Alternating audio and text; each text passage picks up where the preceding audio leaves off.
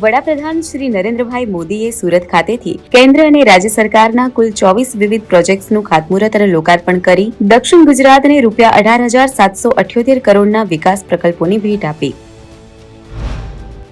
વડાપ્રધાન શ્રી નરેન્દ્રભાઈ મોદીએ અમદાવાદ ખાતે આયોજિત પ્રથમ વર્લ્ડ યોગાસન ચેમ્પિયનશિપ 2026નો વર્ચ્યુઅલ શુભારંભ કરાવ્યો.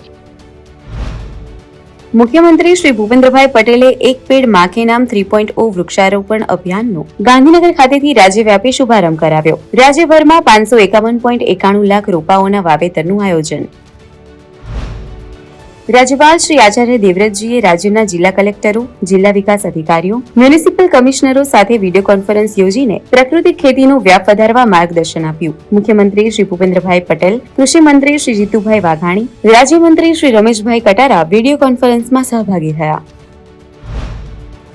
મુખ્યમંત્રી શ્રી ભૂપેન્દ્રભાઈ પટેલે રાજ્યના કૃષિ અને ખેડૂત કલ્યાણ વિભાગમાં નવી નિમણૂક મેળવી રહેલા યુવાનોને ગાંધીનગરમાં યોજાયેલા ગૌરવશાળી સમારોહમાં નિમણૂક પત્રો એનાયત કર્યા. મુખ્યમંત્રી શ્રી ભૂપેન્દ્રભાઈ પટેલે ગાંધીનગર ખાતે રાજ્ય સ્વાગત જનફરિયાદ ઓનલાઈન કાર્યક્રમમાં ઉપસ્થિત રહી નાગરિકોના પ્રશ્નો રજૂઆતો સાંભળી તેના ત્વરિત અને સુચારુ નિરાકરણ માટે તંત્રવાહકોને જરૂરી દિશા નિર્દેશ આપ્યા. વિકસિત ભારત, વિકસિત ગુજરાત.